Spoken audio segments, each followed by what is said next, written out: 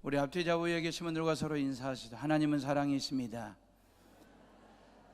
다시 한번 우리 2층에도 우리 잠옷실에도 다시 한번 손 한번 꼭 잡으시고 하나님은 사랑이십니다. 힘내시고 또 건강들 하시길 바라고요. 하나님의 아들 예수님께서 십자가에 못 박혀 죽으신 때가 6월절이었습니다. 죽음으로만 끝났으면 죄인 구원은 끝장났을 건데 3일 만에 다시 살아나심으로 부활하심으로 인간을 죄 가운데서 구원하는 길을 여셨으니 죄인들에게는 끝내주는 사랑이고 끝내주는 은혜가 되는 거지요.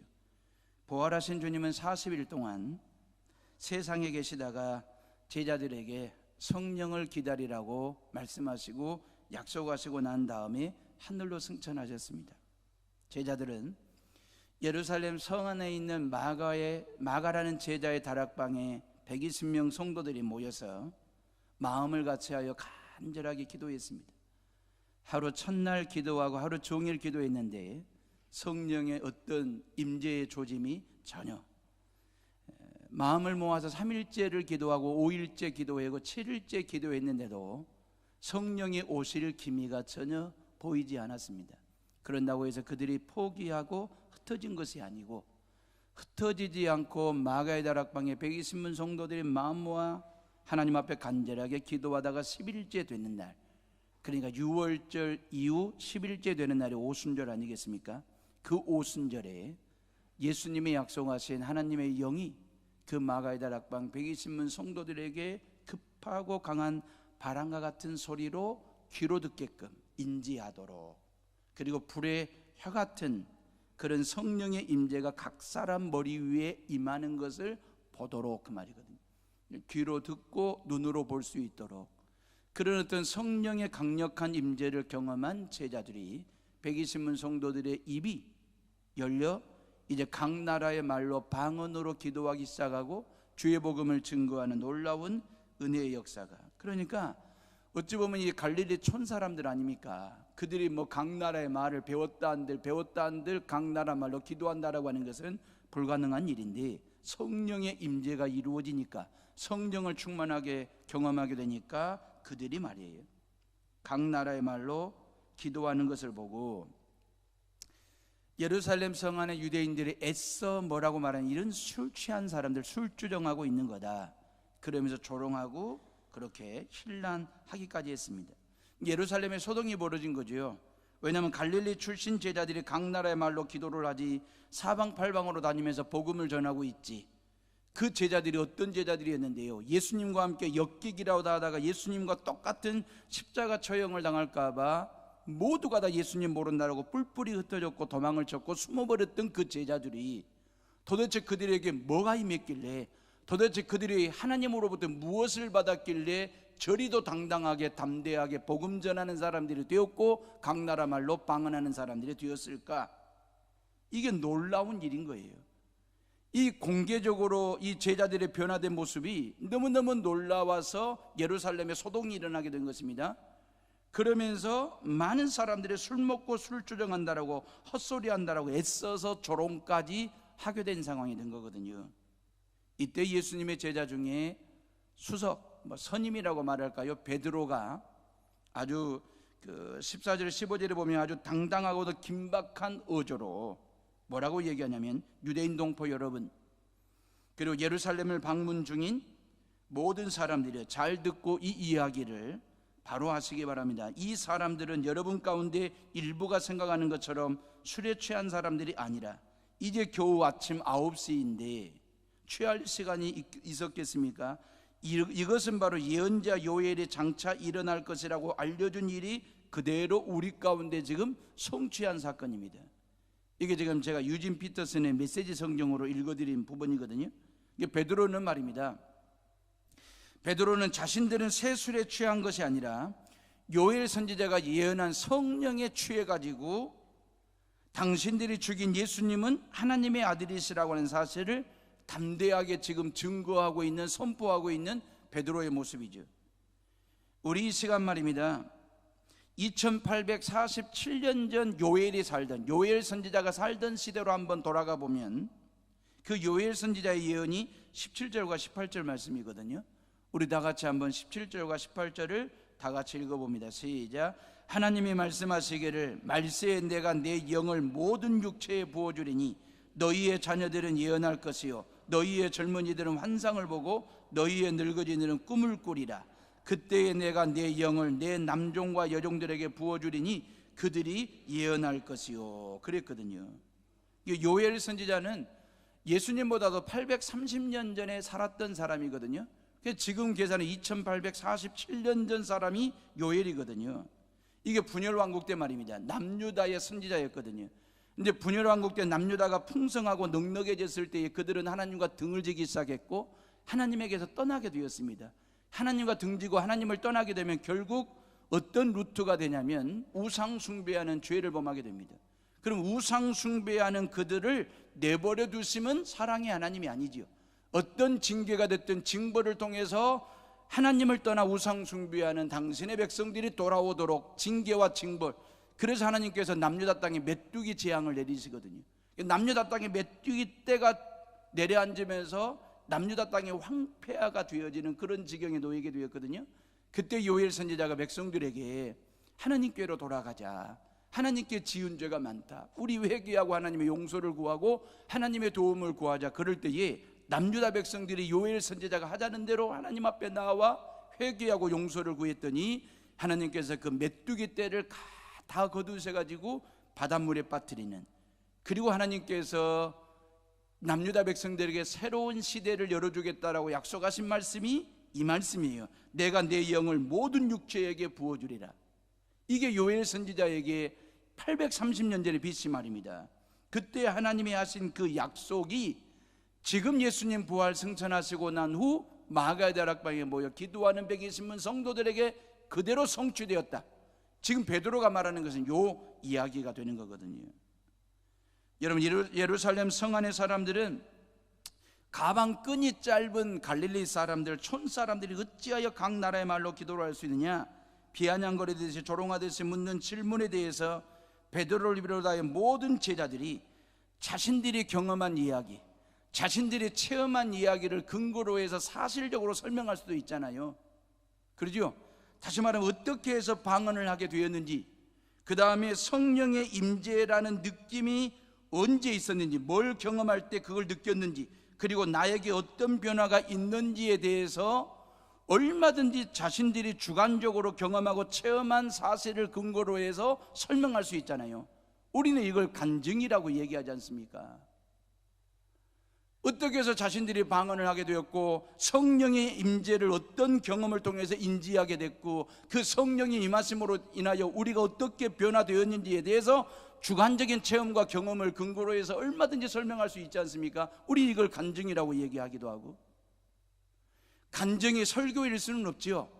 간증이 설교는 아니지만 어찌 보면 설교보다도 더 은혜가 되기도 하고 깊은 깨달음을 가져다 주는 게 간증일 수도 있지 않습니까? 한 사람의 간증이 말이에요, 수많은 사람들을 예수님 앞으로 인도하는 경우도 있고 수많은 사람들의 삶에 영향을 줘가지고 변화를 가져다 주는 능력도 간증 안에 있기 때문에 얼마든지 자기 자신들이 주관적으로 경험한 걸, 체험한 걸 토대로 해서 왜 지금 우리가 이런 변화가 일어났는지, 우리가 이런 사람이 되었는지에 대해서 얼마든지 설명할 수도 있잖아요. 근데 베드로는 말입니다, 자기 자신의 경험보다도 신앙적 체험보다도 하나님의 말씀, 요엘 선지자에게 하나님이 주신 그 말씀을 가장 우선시해서 모든 사람들 앞에서 설교하고 선포하고 있는 베드로의 모습 말입니다. 아무리 신비한 은혜를 내가 체험했다 해도, 능력을 경험했다 해도 그것이 말씀보다 귀할 수 없고 진리보다 더 우선시할 수는 없는 것입니다. 성령의 임재, 성령 충만, 그리고 자신들이 누구나가 들을 수 있는 각 나라의 말로 하나님이 행하신 큰 일을 말하게 된 것이 단지 개인이나 몇몇 사람들이 경험한 신기한 일이 아니라 하나님께서 오래전에 요엘이라는 선지자를 통해서 말씀해 주시고 약속해 주셨던 그 일이 지금 우리 가운데 일어나고 있다. 성령의 임재와 성령 충만은 이례적인 즉흥적인 사건이 아니라 이건 이미 하나님께서 오래전에 준비하시고 계획하시고 기획하셨던 그 일이 지금 우리 가운데 성취가 되고 확인이 되어지고 있다라고 하는 사실에 대해서 베드로는 주관적 신앙을 경험을 토대로 한 게 아니라 하나님의 말씀을 근거로 해서 그리 설명을 지금 하고 있는 거거든요. 흔히 주변 사람들이 이런 질문들 많이 하잖아요. 예수님 믿으면 뭐가 그리 좋더냐, 교회 다니면 뭐가 그리 좋길래 놀기도 바쁘고 일하기도 바쁜 일요일날 애들 옷 빼입히고 애들 다 챙겨가지고 하루 종일 교회 가서 살다가 돌아오는 것을 보면 교회가 밥을 주더냐, 교회가 돈을 주더냐, 그러면서 교회 예수를 믿는다라고 하는 게 도대체 뭐길래 그리 푹 빠져 사냐고 많은 사람들이 그런 질문들을 던지지 않습니까? 제가 여러분들에게 질문하겠습니다. 우리 해오른교회 성도들은 뭐 때문에 예수님을 믿으십니까? 여러분들이 뭐 때문에 만사를 재놓고 이 바쁜 중에도 이 시간에 하나님 앞에 나와 하나님을 예배하며 찬양하며 하나님의 성전에 몸을 둔, 마음을 둔 그 이유가 도대체 무엇입니까? 많은 사람들이 이러한 질문에 대해서 이렇게 대답들을 하지요. 마음이 평안함이 있다든지, 몸이 좋아졌다든지, 아니면 애들 앞길이 활짝 열렸다든지, 마음의 근심 걱정 염려가 사라졌다든지, 속상하게 하던 남편이 정신 바짝 차리게 되었다든지, 아니면 기도를 했는데 내 몸이 불덩어리처럼 뜨거워지고 혀가 꼬부라지고 환상을 보았고 뭐 이런저런 여러 가지 자기 자신의 신앙의 동기, 신앙을 풀어가는 그 의미를 지극히 주관적인 어떤 경험이나 체험에 의해서 신앙생활하는 그 이유와 동기를 설명할 때가 많거든요. 틀렸다는 말은 아닙니다. 잘못되었다는 얘기는 아니고요. 신앙 체험은 아주 중요하고 여러분들의 신앙을 한 단계 업그레이드 끌어올려줄 수 있는 동기가 되기도 하고 동력이 되기도 합니다. 기독교는 경험의 종교고 체험의 종교이기 때문에. 그러니까 여러분들이 일상생활 속에서 하나님이 나와 함께 하시고 하나님이 나를 축복하시고 나와 동행하시는 성령 하나님의 인도하심을 여러분들이 일상생활에서 항상 인지하고 인정하고 인식하고 그걸 고백하는 신앙 체험은 너무너무 중요한 것입니다. 그런데 신앙 체험을 통해서도 우리의 신앙은 얼마든지 변할 수 있고 성장할 수도 있습니다. 그러나 해오름의 식구들이요, 우리가 여기서 조심할 것은 경험과 체험이라고 하는 것은 지극히 주관적이고도 개인적일 수 있다라고 하는 것입니다. 신앙의 체험과 경험 자체가 복음이 될 수 없고 진리가 될 수 없다는 거죠. 기독교의 본질은 말씀이지 경험이 아닙니다. 신앙의 원재료는 영원히 변치 않은 하나님의 말씀, 진리의 말씀이 저와 여러분들의 신앙의 원재료, 주재료가 돼야지 어떤 지극히 주관적인 신앙 체험과 경험이 신앙의 원재료가 되어버리면 아니 된다 그 말이에요.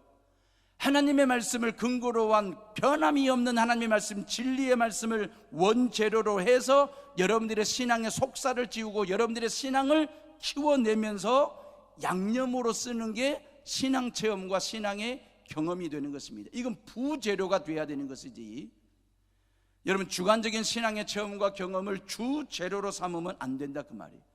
그게 신앙의 주재료가 되고 하나님의 말씀을 양념 삼아버리면 그 신앙은 빨리 쉬어요. 맛이 변질이 돼요.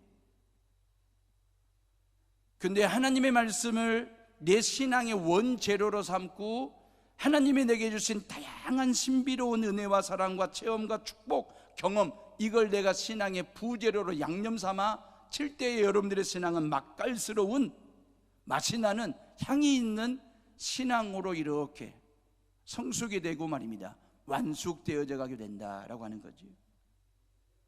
성령을 주시겠다는 약속이나 성령이 오신 사건은 이건 즉흥적인 사건이 아니에요. 이례적인 사건이 아니에요. 이미 오래전부터 하나님이 계획하시고 준비하신 그 일이 이루어진 사건이거든요. 지금으로부터 2847년 전에 요엘 선지자가 했던 예언을 제가 원문으로 읽어드릴 테니까 한번 들어보세요. 요엘서 2장 28절로 32절. 그 후에 내가 내 신을 만민에게 부어주리니 너희 자녀들이 장래 일을 말할 것이며 너희 늙은이는 꿈을 꾸며 너희 젊은이는 이상을 볼 것이며 그때에 내가 또 내 신으로 남종과 여종에게 부어줄 것이며 내가 이적을 하늘과 땅에 베풀리니 곧 피와 불과 연기 기둥이라. 여호와의 크고 두려운 날이 이르기 전에 해가 어두워지고 달이 핏빛같이 변하려니와 누구든지 여호와의 이름을 부르는 자는 구원을 얻으리니 이는 나 여호와의 말대로 시온산과 예루살렘에서 피할 자가 있을 것이며 남은 자 중에 나 여호와의 부름을 받을 자가 있을 것임이니라. 그랬거든요.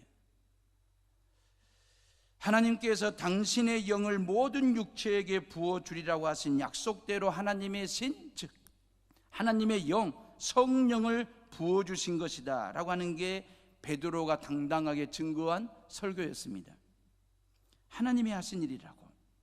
참으로 중요한 얘기인데 우리 다시 한번 17절을 다 같이 한번 볼 텐데 17절을 보면 말세에 내가 내 영을 모든 육체에게 부어준다 그랬어요. 말세는 언제를 말할까요? 이 말세라고 하는 말이 말세에 성령을 부어주시겠다라고 말씀하셨는데 모년, 모월, 모일, 모시 특정한 날을 말할까요? 말세가 이 말세라고 하는 것은 말입니다, 예수 그리스도께서 이 땅에 태어나신 성탄하신 그날부터 십자가 위에 못 박혀 죽으시고 3일 만에 부활하시고 40일 후에 승천하시고 그리고 성령을 우리에게 주시겠다고 약속하시고 난 후 그 다음에 다시 재림주로 오실 그 예수 그리스도, 재림주로 오실 그 예수 그리스도, 그때까지를 말세라고 말하는 것입니다. 예수님이 초림하셨잖아요. 성탄하셨잖아요. 그때부터 예수님이 재림주로 오시는 그 기간, 이 기간, 초림부터 재림하는 이 기간을 성경은 말세라고 이야기를 하는 것입니다. 말세 지말 하면 지말이 붙으면 이제 종말의 때가, 말세의 때가 다 가까이 왔다라고 하는 그런 어떤 예언적 의미가 있는 거고요, 종말론적 의미를 담아내는 거고요. 성경에서 말하는 말세라고 하는 것은 예수님의 초림부터 예수님의 재림까지의 기간을 말세라고 얘기하기 때문에 어제도 말세였고 오늘도 말세입니다. 내일도 말세가 되는 것입니다. 영어 성경에 보면 In the last days 그리 되어 있거든요. 다시 말하면 마지막 날들, 복수로 마지막 때 그리 되어 있거든요. 이게 말세라고 하는 것은 바로 그런 의미거든요. 고로 우리는 지금 말세를 살고 있는 거예요. 예, 마가의 다락방에 120문 성도들에게 성령이 임할 때도 말세였고, 이 조선 땅에 아펜젤러와 언더우드 선교사님을 통하여 복음이 전달되던 1885년도 말세였고, 그리고 중흥동에서 중흥초등학교 관사에서 이 교회가 개척이 되던 1967년 2월도 말세였고, 2009년 11월 달에 이 성전이 해오른 교회가 된 그때도 말세였고요. 오늘도 말세, 내일도 말세이고요. 고로 성령의 임재, 성령 충만의 역사는 지금도 진행 중에 있다 그 말이에요.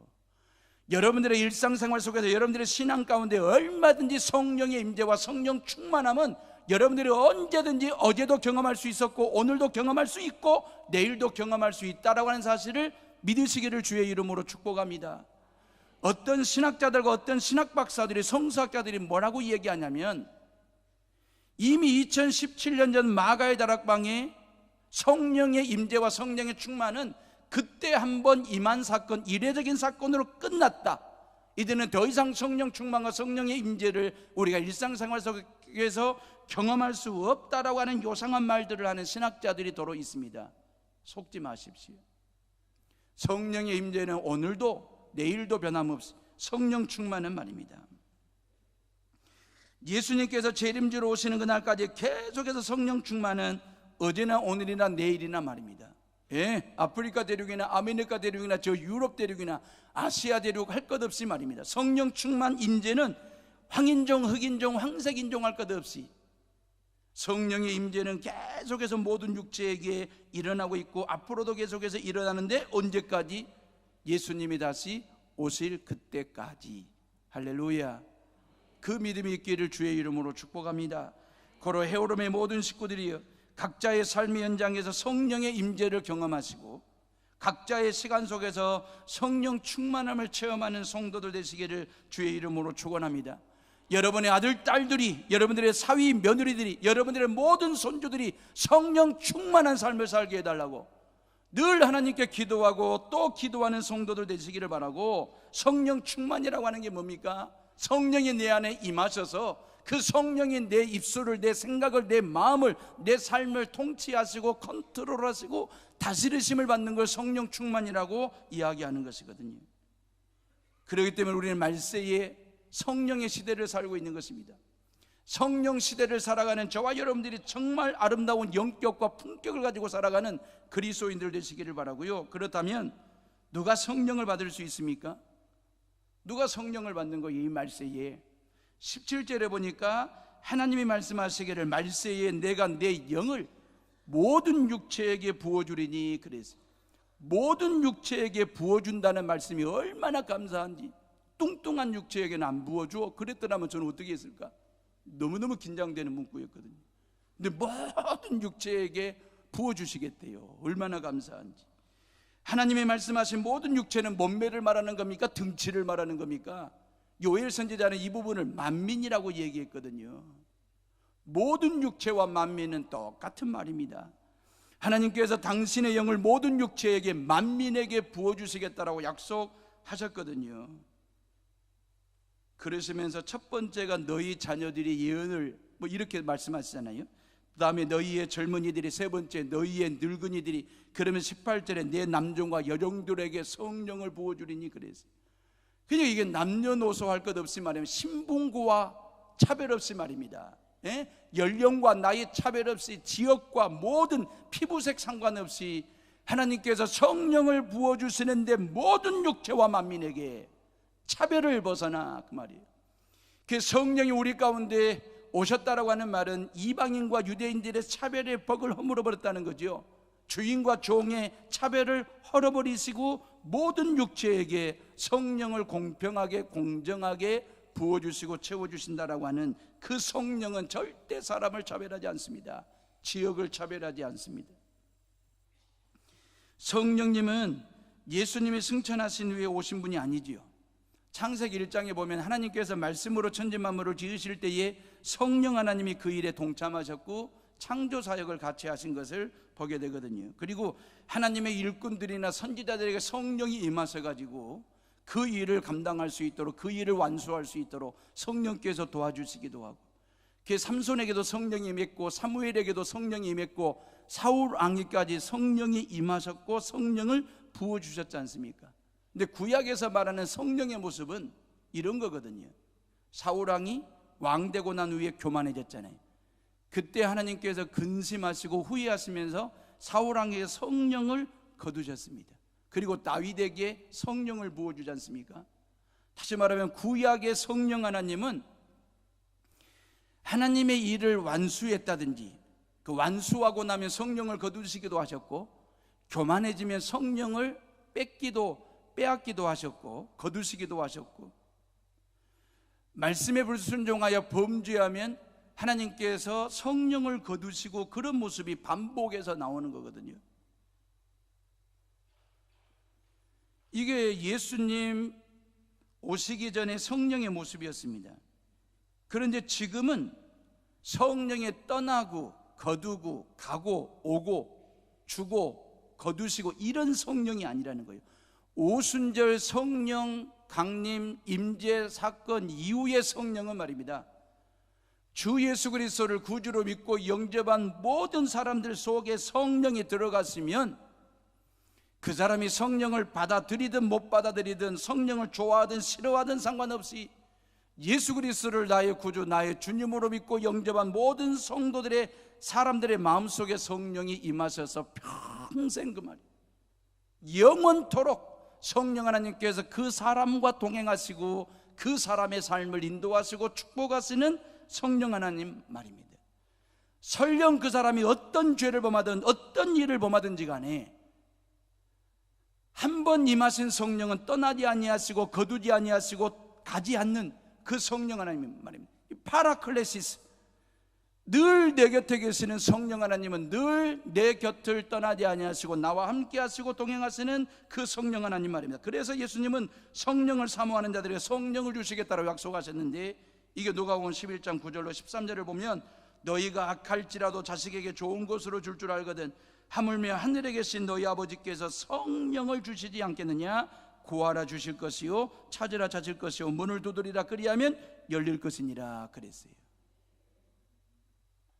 성령 충만한 헤어름의 식구들이여, 말세를 살아가는 우리 모두 안에 성령이 충만하게 임하셨음을 믿으시기를 주의 이름으로 축복합니다. 그렇다면 하나님은 왜 성령을 부어주실까요? 왜 우리가 성령을 받아야 할까요? 그 이유가 뭐냐 그 말입니다. 17절에 보면 정확한 이유가 있습니다. 성령 충만함을 받을 때에 예언을 하고 환상을 보고 꿈을 꾼다 그랬어요. 요엘 선지자가 말한 예언과 환상과 꿈은 뭘까요? 예언이라는 게 뭡니까? 5월 9일 날 대한민국 대통령이 누가 된다, 아니면 앞으로 10년 안에 대한민국은 통일이 될 것이고 세계 최강대국이 될 것이다, 이런 이야기가 예언일까요? 앞으로 머지않아 해오른교회 여수 땅에 제일 큰 교회 이런 게 예언일까요? 환상은요? 환상은 뭡니까?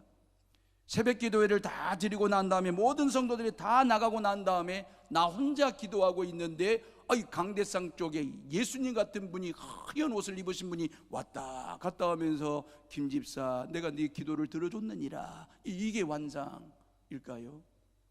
꿈은요? 이게 개꿈은 아닐 텐데 꿈이라고 하는 것은 뭘까요? 꿈속에 내가 하나님 앞에 간절하게 기도했더니 그 하나님께서 내 손을 꼭 잡으시고 나를 데리고 푸른 초장으로 잔잔한 물가로 거니시면서 저에게 하는 말, 이 땅이 네 땅이 되느니라, 이게 꿈일까요? 도대체 성경에서 말하는 예언과 환상과 꿈, 다시 말하면 성령 충만한 사람들이 예언을 말하고 환상을 보고 꿈을 꾼다라고 말씀하시고 약속하셨는데, 그래서 우리는 성령 충만함을 받아야 되는데 그 예언과 환상과 꿈은 어떤 의미로 어떤 목적을 가지고 우리에게 주었을까? 그것은 말입니다, 우리가 이런 거 있잖아요.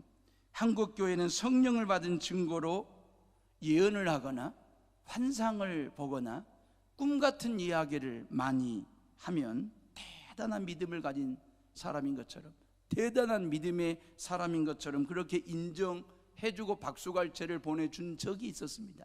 본인도 그렇게 의기양양 했던 적이 있었고요. 점을 치듯이 미래를 이야기하고 이상야릇한 환상적인 이야기를 하고 꿈 이야기를 많이 하면 성령의 충만 또 충만한 사람인 것처럼 행세도 하고 그렇게 인정도 해주고, 그래가지고 결국 신앙의 본질에서 벗어난 신앙의 왜곡을 가져오는 경우들이 왕왕 있었죠. 예언이나 환상이나 꿈 중에 한 가지만 받아도 그리할란지나 이 세 가지를 다 받아버리면, 다 받아놓으면 얼마나 기세등등하든지 꼭 자기가 하나님 다음 가는 사람이라도 되는 것처럼 교만하게 신앙생활하다가 이단 사이비 교주가 된 사람들이 허다합니다. 여러분, 예언이나 환상이나 꿈은 좋은 것입니다. 필요한 것입니다.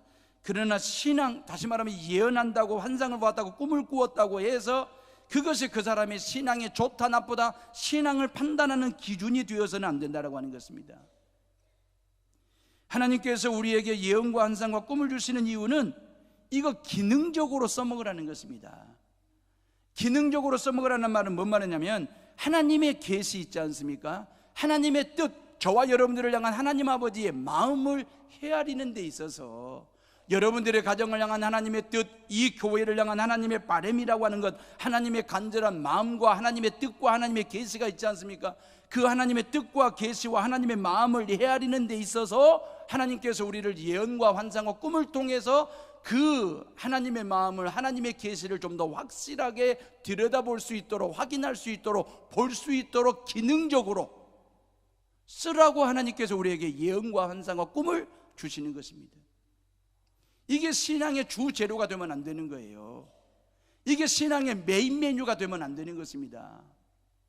신앙의 메인 메뉴는 뭐냐면 하나님의 말씀이고 하나님의 뜻, 하나님의 계시입니다. 나를 향하신 하나님의 마음입니다. 우리 교회를 향하신 하나님의 뜻이 무엇인지를 아는 게 신앙의 주 재료가 되고 메인 메뉴가 되어야 되고, 그 메인 메뉴를 좀 더 확실하게 알고 깨닫고 느끼고 확인하기 위해서 하나님께서 우리를 예언도 하게 하시고 환상을 보게 하시고 꿈을 꾸게 하시는데, 이 예언과 환상과 꿈은 기능적으로 써먹어야 된다 그 말입니다. 하나님의 뜻을 아는데 기능적으로, 하나님의 마음을 헤아리는데 기능적으로 말입니다. 우리가 신앙적인 체험과 경험도 너무 중요하지만, 그 체험과 경험과 예언과 환상과 꿈은 어디까지나 저와 여러분들의 신앙의 속살을 찌우고 저와 여러분들의 신앙이 흔들리지 않도록 우리의 신앙을 견고하게 해주는 보조적인 수단 말입니다. 버팀목 같은 역할로 쓰라고 우리에게 경험도 체험도 예언도 환상도 꿈을 주시는 거지, 그게 저와 여러분들의 신앙의 핵심이 되면 안 되고 신앙의 본질이 되면 안 된다 그 말이에요. 신앙의 본질은 하나님의 말씀입니다. 영원히 변치 않는 진리 되신 하나님의 말씀이 저와 여러분들의 신앙의 주재료가 되고 원재료가 돼야 됩니다. 그래서 강원도 예수원에서 사역하셨던 대천덕 신부님 말입니다. 성공의 신부님이시잖아요. 돌아가셨지만 그 대천덕 신부님의 할아버지가 R.A. 토레이 목사님이십니다. 이 R.A. 토레이 목사님의 책을 읽어보면 성령 충만에 대한 반복되는 이야기가 많이 나옵니다. 그러면서 이 대천덕 신부님의 할아버지 R.A. 토레이 목사님이 뭐라고 어떤 글을 썼냐면, 나는 아침에 일어나면 성령 충만을 위해서 기도한다. 하나님, 성령 충만하게 도와주십시오. 왜냐하면 성령 충만하지 않으면 오늘 하루 나는 너무나 쉽게 흔들릴 수 있고 넘어질 수 있기 때문에, 이런 기도를 하나님 앞에 드린다는 거예요. 또 이런 고백을 했어요. 하나님, 제가 성령 충만하다고 느끼지 못할 때 함부로 말하지 않도록 도와주십시오. 성령 충만하지 않을 때 말하면 실언이 되기 쉽고 사람들에게 상처 주기 쉽기 때문입니다. 하나님, 제가 성령 충만하지 않을 때 제 인생의 중요한 일을 결정하지 않도록 도와주십시오. 성령 충만하지 않으면 저의 결정은 잘못될 가능성이 항상 있기 때문입니다. 이게 R.A. 토레이 목사님이 하신 성령 충만의 비결이었습니다. 우리 인간이란 우리의 감정을 내 스스로 컨트롤하고 다스린다라고 하는 것은 참 어려운 일입니다.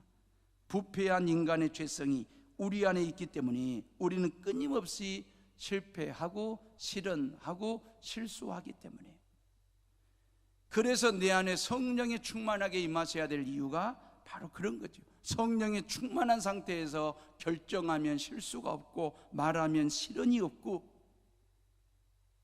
일을 하면 실패하지 않기 때문에, 여러분, 성령 충만하지 않은 상태에서 막말을 할 수 있습니다. 근데 성령 충만한 상태에서 말을 하면 막 좋은 말을 합니다. 성령 충만하지 않은 상태에서 말하면 막말을 할 수 있는 거예요. 요즘 막말하는 대통령 후보 때문에 대한민국의 국격이 또 떨어지고 있습니다. 이번 대통령 선거에는 막말하거나 막대먹은 행동하는 사람, 가벼운 사람은 찍지 말고 찍어내야 됩니다. 이게 대통령 선거입니다. 성령 충만하지 않으면 막말하고 막대먹은 행동을 하니까. 근데 성령 충만한 상태에서는 막 좋은 말을 합니다. 막 사랑하게 됩니다. 이웃 간에 막 베풀고 격려하고 막 칭찬하며 살 수 있습니다. 성령 충만한 남자 성도는요, 점심 먹고 나서 주방에 가가지고 막 설거지합니다.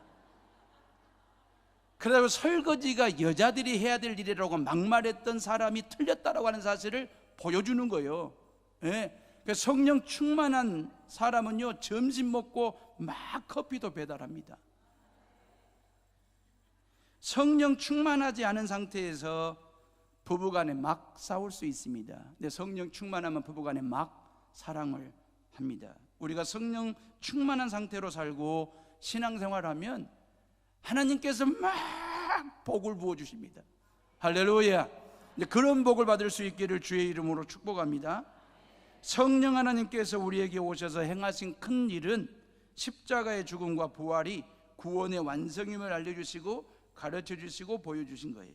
이것을 하나님의 계시라고 말하는 것입니다. 계시의 핵심이 뭡니까? 예수 그리스도입니다. 이 예수 그리스도가 하나님의 아들이시고 세상의 구세주이시고 모든 죄인들의 구원의 주가 되신다는 사실을 성령께서 알려주시고 가르쳐주시고 보여주시는데 뭘 기능적으로 쓴다는 거예요? 예언과 환상과 꿈을 기능적으로 쓴다. 이유는 예수 믿고 구원받은 성도들을 통해서 하나님의 계시가 세상에 드러나고 선포되고 전달되기를 원하시기 때문에, 그러면서 누구든지 주의 이름을 부르는 자는 구원을 얻으리라. 이 복음이 온천하에 선포되고 전달되고 믿어야 하기 때문에, 말세에 교회가 세상을 향하여 외치고 들려주어야 될 메시지는 주 예수 그리스도를 믿으라. 그리하면 너와 내 집이 구원을 얻으리라. 이 메시지 복음인 것입니다. 성령 충만하다라고 하는 증거가 뭡니까? 성령 충만한 사람은 어떤 사람입니까? 예언도 하고 환상도 보고 꿈을 꾸는 사람입니까?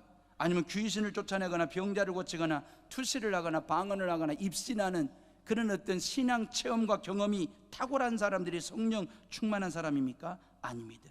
진짜로 성령 충만한 사람은 사도행전 1장 8절 말씀 붙들고 사는 사람입니다. 오직 성령이 너희에게 말씀이요 너희가 권능을 받고 예루살렘과 온 유다와 사마리아와 땅 끝까지 이르러 예수 그리스도의 증인된 삶을 사는 사람, 이 사람이 진정한 성령 충만한 사람이라는 사실을 믿으시기를 주의 이름으로 축복합니다. 저와 여러분 모두가 다 베드로처럼 당당하게 담대하게 예수 그리스도가 하나님의 아들이심과 그 예수 그리스도를 믿으면 죄 사함 받고 하나님의 자녀가 되고 구원받는다는 사실을 당당하게 증거하며 증인된 삶을 살아가는 우리 모두가 다 될 수 있기를 간절히 바랍니다.